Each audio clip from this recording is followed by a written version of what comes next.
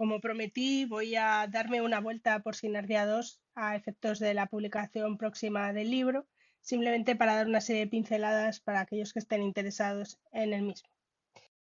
Pretendo con esto hacer tanto un pequeño resumen de los avatares de su escritura y publicación hasta la fecha, como también del propio argumento de la obra, pero procurando no hacer spoilers, aunque sí es necesario añadir que existen algunos vídeos, tanto en Substack como en YouTube, sobre estas sinergiados.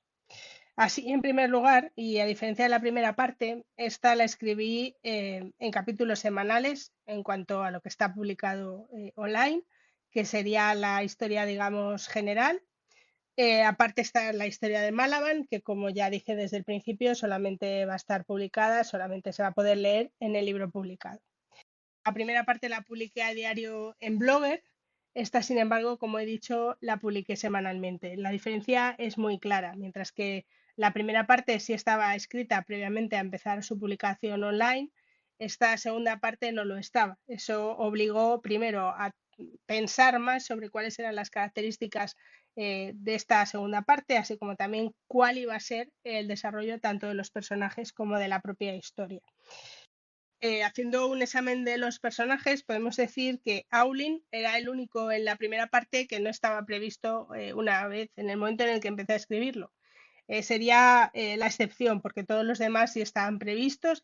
Había incluso un examen somero de cuál era el arco de cada uno de los personajes que ahí se mencionaban, ¿no? Pero solo respecto de la primera parte. La parte 2 prácticamente lo escribí semana a semana.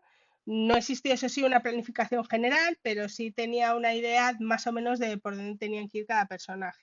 Fue más complicada que el diseño o que la escritura del primero, ya no solo porque no estaba escrito con anterioridad, sino porque muchos de los personajes no estaban siquiera diseñados, cosa que no había pasado en el primero. Por ejemplo, ni la dama de aliada ni tampoco la personalidad de los tres dragones estaban previstos antes del inicio de la escritura del mismo. Sí quiero señalar que quien sí estaba diseñada y prácticamente está hasta el final es la emperatriz Avalina, hasta el final de su arco, y ello porque entiendo que es uno de los personajes más complicados, ya no solo por su propio carácter, sino por cómo se desarrolla su vida. Y además hay que tener en cuenta también su dualidad. Como ya sabéis, el único que sabe la verdad a estas alturas es primero Erebin y después a lo largo de la segunda parte se verá que también lo sabe porque le ha escrito de esa Acrovia. Pero son las únicas dos personas que efectivamente conocen cuál es la realidad, qué es lo que vio Erebin, por lo cual la madre lo odia.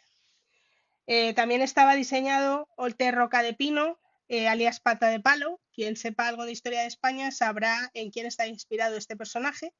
Desde mi punto de vista es un personaje muy importante porque es el que determina la evolución de Erebin en el ejército y por tanto no es que le forme, pero sí determina en parte cuál es su personalidad actual. Alguien valiente pero no imprudente desorejado, es decir, es una persona que es muy estratégica y eso ha influido en Erebin, que en principio era demasiado impulsivo. Entonces esto le ha hecho un poco menos cabeza hueca, que es algo que sin embargo Nirandomir hasta este momento no era y por eso le pasa lo que le pasa. En cuanto a los temas, no voy a hablar sobre ellos, creo que esto es una cuestión que debe entender cada lector. Ya sabéis que respeto mucho la inteligencia de las personas que se atreven a leer este libro y me gusta que sean ellos quienes determinen cuáles son los temas que consideran que este libro les ha aportado, así como también qué es lo que cuál es el mensaje que el libro les ha transmitido. No creo que sea yo quien deba decirles cómo debe portarse cada personaje ni cosas de esas.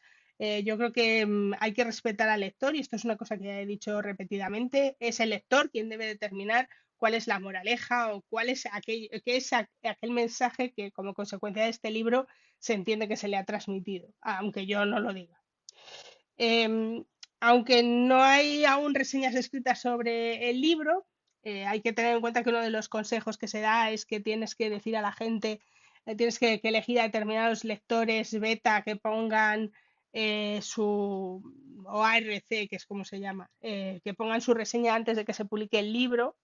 Yo no lo hice porque me parecía que era un poco desvelar a gente a la gente lo que era el libro y eso me da un poco de miedo siempre, ¿no? Pero algunas personas en Substack y también fuera, pues sí me han dicho lo que les ha parecido, aunque no esté publicado. Las críticas por la general han sido positivas y lo que piden es el segundo libro, pero sí ha habido dos personas que me han hecho llegar que ha habido una cosa que les ha costado y por lo cual no van a querer seguir leyendo esta historia, ¿no? Que es el número de personajes. Yo entiendo que las historias que tienen muchos personajes sean complicadas de leer, porque obviamente hay que estar más pendiente de quién es hijo de quién y quién es pariente de fulano y quién es amigo de Mengano, pero ya dije antes siquiera de publicar la primera parte que no iba a disminuir el número de personajes porque hubiera gente a quien esto le costara. Entiendo que el libro no es para ellos y entonces es mejor que dejen de leerlo, ¿no? Sinardia 1 tiene 31 personajes, Sinardia 2 tiene 100, entonces alrededor de 100. Entonces es necesario tener esto en cuenta si lo vas a leer. No es un libro que sea difícil en principio de leer, pero sí es necesario que la gente esté atenta a los distintos personajes que se van desarrollando y que van apareciendo a lo largo del libro, porque todos ellos son necesarios para obtener el resultado final. Exactamente igual, también quiero decir que esto no es Romantasi. Creo que el Romantasi tiene otro sector, tiene otros libros. En esta segunda parte ni siquiera aparecen las personas que a finales del libro primero, y lo digo respecto de todos aquellos que no lo hayan leído, pues sí existe una especie de historia de amor entre ellos. No existe porque ambos están cada uno en un lado, en un punto diferente geográfico de Sinardia y es un poco complicado. En la tercera parte sí que habrá algo más de esto, pero está incluido dentro de todas las relaciones personales que existen dentro de Sinardia, ¿no? Hay que tener en cuenta que como en cualquier historia eh, de la vida normal, pues existen determinadas cuestiones que son públicas y otras cuestiones que son personales, pero nunca me he querido referir exclusivamente al amor de pareja, sino que existen otra serie de relaciones que son tanto o más importantes que ellas, ¿no? Así, por ejemplo, las relaciones entre padres e hijos, las relaciones entre hermanos, los amigos, etc. Todo ello es necesario a la hora de considerar tanto el desarrollo de los personajes como también el desarrollo de la historia. Y respecto a esta cuestión hay que tener en cuenta dos, aparte de todos los hermanos de la corte imperial, que tienen sus características, pero sí que hay unas relaciones entre padres e hijos que a mí me han interesado desde el principio, que son la de Astano con su hija y la de Arioku con la suya, que la gente que lo lea entenderá por qué. Y ello porque creo que la educación de los padres, o sea, la educación de los hijos por los padres es una de las relaciones más importantes que tenemos cada uno, que nos forma y nos determina en cuanto a las relaciones que podemos tener con terceras personas, pero también en cuanto a nuestra misma proyección pública, ¿no? Y ello hace que nuestras características como hijos determinen también cuáles son las relaciones que vayamos a tener a lo largo de la vida. Y en cuanto a las vicisitudes a las que me refería, hay que tener en cuenta que mi madre casi se muere el 26 de septiembre del año pasado y ello hizo que no pudiera publicar cuando quería haber publicado la primera parte, que hubiera sido en otoño pasado, y tampoco he podido publicar la segunda parte cuando hubiera querido, que hubiera sido en esta primavera pasada. Pero bueno, las cosas son así y la vida viene como viene. Después también la correctora de español de la versión española tuvo algunos problemas y eso ha hecho que también se alargue un poco más hasta la publicación de esta segunda parte. Simplemente añadir que pido disculpas por el retraso, porque sé que hay gente que lleva esperando el libro desde hace meses, pero simplemente señalar, bueno, pues que no se ha podido hacer de otra manera. Y ya por último, añadir que iré publicando determinadas cuestiones estas semanas hasta que se pueda publicar el libro. Como ya digo, me queda muy poco. El mapa de Bonardia es lo que me queda de los mapas. Terminar el glosario, que me quedan muy pocas palabras ya, y también el índice de caracteres que viene al principio y desde luego comparar la versión inglesa y la versión española para saber exactamente que ambas dicen prácticamente lo mismo o lo mismo. Hay que tener en cuenta el problema de las traducciones porque obviamente el lenguaje no es unívoco, entonces es una de las cosas por las que yo lo quiero traducir y no se lo quiero dejar a un algoritmo porque así me aseguro de que efectivamente ambas versiones dicen lo mismo. Entonces esto a lo mejor me lleva un poco más, pero creo que para finales de mes estará publicado. En cualquier caso, como ya sabéis, voy a seguir remitiendo actualizaciones sobre la publicación hasta el día que se produzca.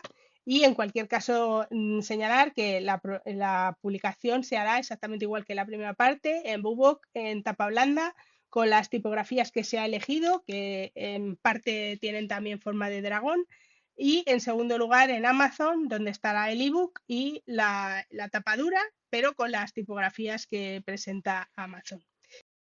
Y nada más por hoy. En días posteriores hablaré también sobre más cuestiones sobre Sinaria 2. Si tenéis alguna pregunta o alguna cuestión de la que queréis que hable, pues hablaré desde luego sobre ellas. Si tengo pensado hacer una breve historia, un breve comentario sobre alguno de los personajes que digamos pertenece a la mitología española para que la gente lo conozca. Y por último, simplemente señalar que a partir de ahora, una vez que ya termina con las entrevistas, ya no hago la ronda de enlaces porque no tiene sentido ahora que se consideran spam por Substack.